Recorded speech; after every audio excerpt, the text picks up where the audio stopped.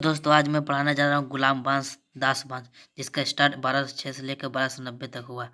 इससे पहले आप लोग सल्तनत काल का पढ़ा दिए हैं। इसमें से 5 प्रमुख बांस है। चलिए आते स्टार्ट करते हैं गुलाम बांस या दास बांस। इससे पहले आपने देख लिए हैं कि किस तरह गौरी आता है और पृथ्वीराज चौहान को हरा देते हैं युद्ध में। हराने के बाद वो भारत पर पूरा स्थापना कर लेता अपना। उस गौरी का जो दास रहता है कुतुबुद्दीन ऐबक, वो शासन करता है भारत में और गौरी वापस चला जाता है। चलिए स्टार्ट करते हैं। कुतुबुद्दीन ऐबक दास वंश गुलाम वंश का स्थापना का हुआ 1206 से 1290 तक। चलिए पहला शासक पढ़ते हैं, कुतुबुद्दीन ऐबक।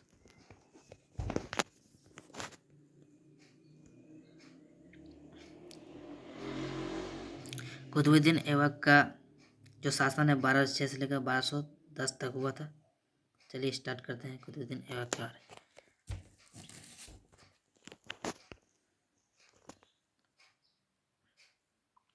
ऐबक गौरी का विश्वासी था।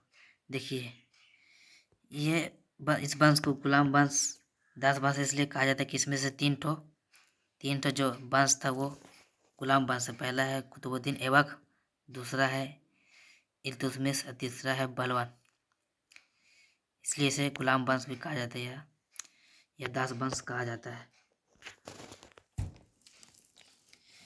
कुछ इतिहासकारों का मानना है कि इसे गुलाम वंश नहीं कहा जाता क्योंकि इसमें 3 ही वंश जो गुलाम थे या दास थे।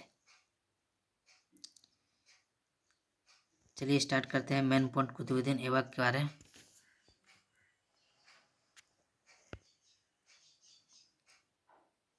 कुतुबुद्दीन ऐबक का स्टार्ट होता है 1206 से लेकर 1210 तक। ठीक है चलिए पढ़ते हैं। ऐबक क्या था? गौरी का विश्वासी दास था। ऐबक किसका दास था? ऐबक बहुत गौरी का विश्वासी दास था। दूसरा पॉइंट पढ़ते हैं। वह एक तुर्क जनजाति था। उसने बचपन में निजापुर के एक काजी ने दास के रूप में खरीदा था। कुतुबुद्दीन ऐबक बचपन पहले निजापुर में रहता था, जिसे उसे एक काजी ने दास के रूप में वहाँ से खरीदा और काजी से मौत गौरी ने, इसलिए वो बचपन से ही दास के रूप में काम करता चला आ रहा। अब चलिए ऐबक ने दास वंश का स्थापना था। तो दास वंश का स्थापना किसने किया? कुतुबुद्दीन ऐबक ने। उसकी राजधानी कहाँ थी? उसने राजधानी कहाँ से बनाई? लाहौर बनाई थी, क्योंकि लाहौर से ही शासन किया था। उसने सुल्तान की उपाधि धारण के ही बगैर ही शासन किया था। जी, उसने सुल्तान की उपाधि धारण के ही उसने बगैर ही शासन किया था। क्वेश्चन आ सकता है दोस्तों कि बिना सुल्तान की उपाधि धारण किए बगैर शासन किसने किया था? तो आंसर होगा कुतुबुद्दीन ऐबक। अपने दान प्रवृत्ति होते हैं लगभग में से दान प्रवृत्ति किया था। ऐबक ने दिल्ली में कुखत उल इस्लाम अजमेर में 2.5 दिन का झोपड़ा बनाया था। एक क्वेश्चन है आया था, 2.5 दिन का झोपड़ा किसने बनाया, कहाँ बनाया? अजमेर में बनाया था कुतुबुद्दीन ऐबक। 2.5 दिन का झोपड़ा कहा जाता है कि पहले विद्यालय था, उससे कुतुबुद्दीन ने तोड़ मोड़ के थोड़ा सा उसे 2.5 दिन का झोपड़ा बनाया गया है।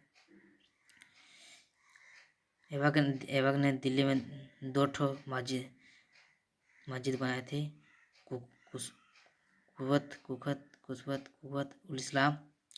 कुखत उल इस्लाम।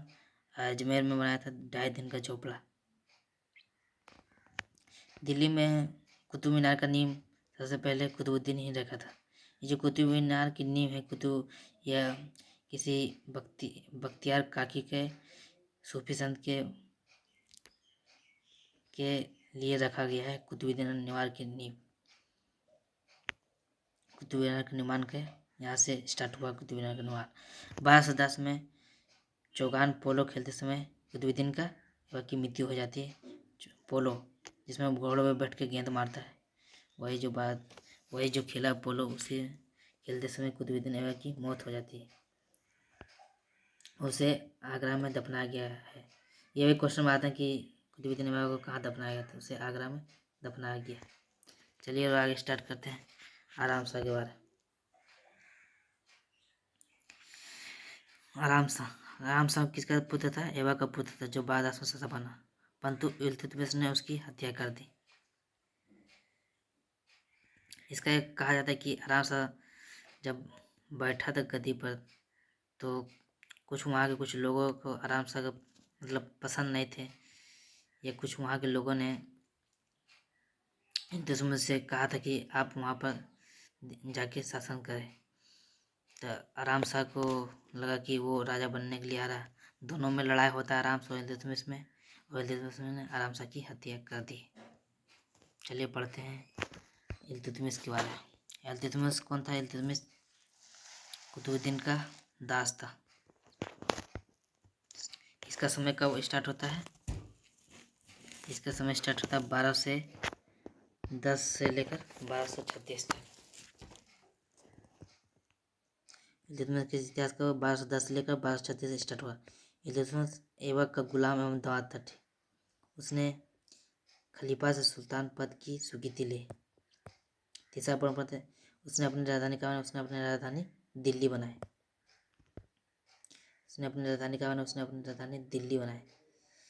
देखिए, इससे पहले जितने कुतुबुद्दीन ऐबक जो था, उसने अपनी राजधानी कहाँ बनाई थी? लाहौर से बनाई। ये जो पहला शासक हुआ, जो इल्तुतमिश ने अपनी राजधानी दिल्ली बनाया।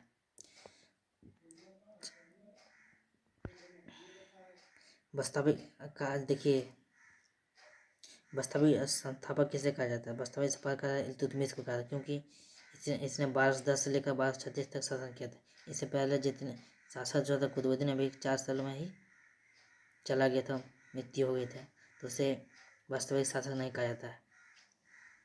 वास्तविक पूर्ण संस्थापक कहा जाता है इल्तुतमिश को, वास्तविक शासक कहा जाता है। जैसे इस बारी फरहाद इतिहासकार ने बताया था। एकता प्रथा चलाया।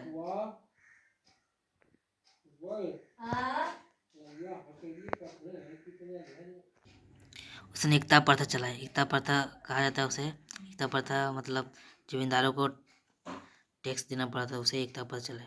उसने तुर्कान चिलगामी की स्थापना की। तुर्कान चिलगामी का मतलब है 40 सरदारों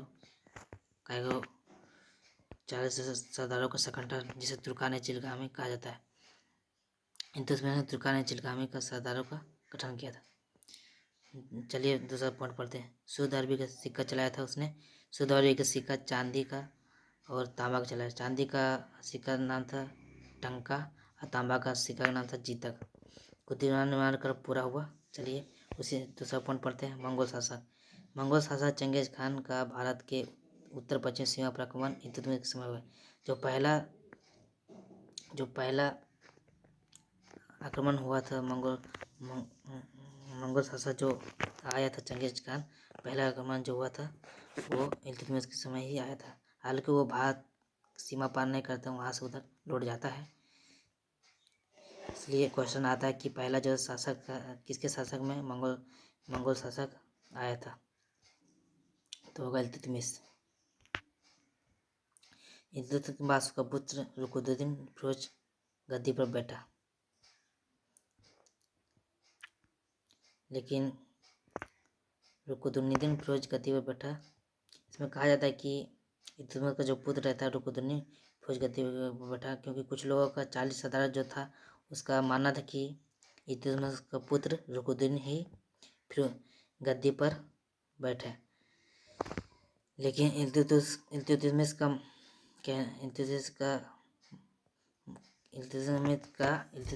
ने अपनी बेटी रजिया सुल्तान को गद्दी पर बैठने के लिए बोला था।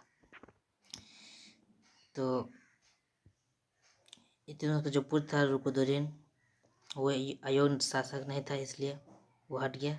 उसके जगह पर उसका बहन रजिया सुल्तान 1236 से 1240 तक गद्दी पर बैठता है। चलिए क्वेश्चन आता है रजिया सुल्तान से। राजिया सुल्तान प्रथम मुस्लिम महिला शासक था। रजिया ने अल्तुनिया भटिंडा से विवाह की। चलिए प्रथम मुस्लिम महिला शासक, इसके रजिया सुल्तान के बारे में चलिए पढ़ते हैं। रजिया सुल्तान 1236 से 1240 तक चलाया था शासन किया। रजिया का प्रेम प्रसंग एक याकूब नामक व्यक्ति से चल रहा था। तो कुछ लोग वहाँ के जो लोग था उसे पसंद नहीं था, क्योंकि याकूब निम्न वर्ग का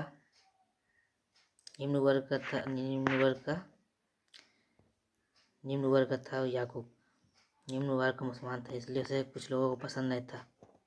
क्योंकि याकूब को रजिया सुल्तान ने घोड़े का सरदार बना दिया था, उसको एक जगह दे दिया, इसलिए कुछ लोगों ने अल्तुनिया जो भटिंडा के राजा था, कुछ लोगों ने बोला था कि आइए आप रजिया सुल्तान को हराइए। तो तब भटिंडा ने जैसे ही आक्रमण करने की रजिया सुल्तान पर आया तो रजिया को बंदी बना लिया। इसी समय रजिया सुल्तान ने एक चाल चली। रजिया ने अल्तुनिया ने तो याकूब को तो मार ही दिया था। अल्तुनिया तो याकूब को मार ही दिया। इसी समय रजिया को बंदी बना लिया था। इसी समय रजिया ने क्या किया था, अल्तुनिया से ही विवाह कर लिया था। अब दोनों एक हो गए थे। अब अल्तुनिया रजिया चला जाता है भटिंडा, क्योंकि इस समय तो गद्दी खाली हो जाता है। तो इसी समय मौका मिलता है बहराम शाह, जो इल्तुतमिश का दूसरा पुत्र था बहराम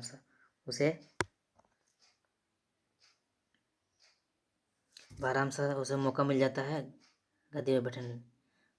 तो क्या होता है 1240 में, जैसे ही बहराम शाह बैठता है तो रजिया और याकूब को पता चल जाता है कि वहाँ पर गद्दी पर बैठा हुआ है बहराम शाह।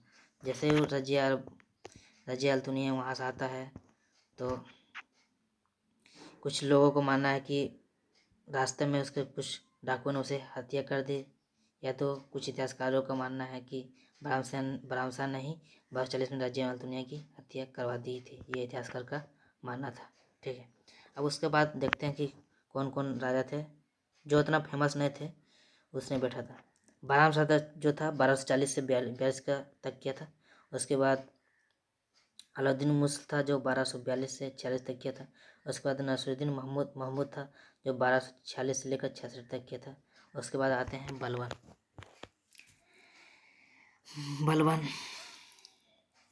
देखिए बलवान वही था जो जिसका स्थापना इल्तुतमिश में 40 सरदारों का किया था संगठन। उसी संगठन में से एक था बलवान। तो बलवान ने इस गद्दी को पाने के लिए जो लास्ट में जो बैठा था नसरुद्दीन महमूद 1246 में, उसको अपना बेटी से क्या करता है, बलवान शादी करा देता है। तो नसरुद्दीन महमूद जैसे ही गद्दी पर बैठता है तो उसको हटाकर, अपना दामाद को हटाकर हत्या करके बलवान बैठ जाता है। चलिए पढ़ते हैं बलवान का 12। बलवान का शासक होता है 1286 से 1247 तक। बलवान का पूरा नाम क्या था? बलवान का पूरा नाम गियासुद्दीन बलवान था। देखिए 1249 ईस्वी में बलवान ने अपनी पुत्री का विवाह सुल्तान नसीरुद्दीन से किया था। नसीरुद्दीन ने उसे उलगु खान की उपाधि दी। नसीरुद्दीन ने बलवान को क्या था, अपने ससुर को उलगु खान की उपाधि दी। तो इसी समय बलवान ने अपने दामाद नसीरुद्दीन को वहाँ से हत्या करके उसको हटा देता है। कहा जाता है कि उस समय नसीरुद्दीन कमज़ोर शासक में उभरा रहा, पूरा वो अपना जीवन टोपी सिलाकर यापन करता था। इसी समय बलवान को मौका मिल गया, अपने दामाद को हटाकर उसने गद्दी पर बैठ जाता है। बलवान ने क्या किया? बलवान ने रक्त और लोह की नीति चलाई। उसने देवपथ के सिद्धांत के बलवान ने रक्त और लोह की नीति चलाई। रक्त और लोह का अर्थ है कि तलवार के बल पर। दूसरा पॉइंट है, उसने देवदत्त के सिद्धांत के माना और स्वयं के अल्लाह ईश्वर का प्रतिबिंब कहा जाता है। उसने देवदत्त का सिद्धांत दिया। देवता का सिद्धांत को माना। देवता का सिद्धांत का मतलब है कि उसने बोला कि मुझे ईश्वर ने राजा बनने के लिए भेजा है, इसे ही कहा जाता है देवता सिद्धांत। उसने बोला कि मुझे ईश्वर ने ही राजा बनने के लिए भेजा है, और वो अपने आप को माना कि मैं ईश्वर का प्रतिबिंब कहा जाता है। उसने निरंकुशता का सिद्धांत दिया। निरंकुशता मतलब हत्या, मतलब जो भी उस पर बल पर आए उसको हत्या करके अपना बल पर शासन करना, निरंकुशता का सिद्धांत दिया।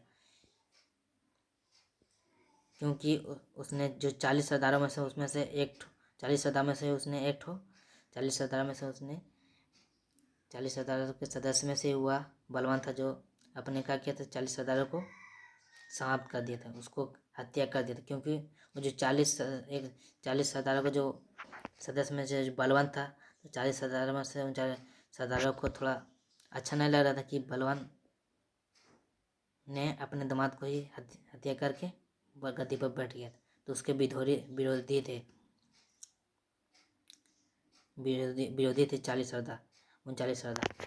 तो उसकी क्या किया था बलवान ने, उसकी हत्या करके समाप्त कर दिया था। उसने क्या किया था, उसने तुर्कान ने चिलगामे के अर्थात 40 सरदारों को सरंडर को क्या किया, समाप्त कर दिया था। उसने एक सैन्य विभाग का गठन किया जिसका नाम है दीवान-ए-अर्ज। फिर उसने क्या किया था, उसने सिजदा और पाबोस प्रथा चलाया। सिजदा का मतलब क्या है, उसने सिजदा और पाबोस प्रथा चलाया। सिजदा का मतलब है कि राजा के सामने आकर झुक कर प्रणाम करना। और पाबोस का मतलब है कि राजा का पैर चूमना, उसके सर पैर पर रखकर राजा का पैर चूमना। उसने इसे ही सिजदा पाबोस प्रथा कहते हैं। तो सिजदा पाबोस प्रथा किसने चलाई, बलवान ने ही फारसी त्यौहार नवरोज आरंभ किया था। फिर एक मेन पॉइंट है कि बहुत वेरी पॉइंट है कि बलवान ने मंगोल के आक्रमण से दिल्ली को बचाया था।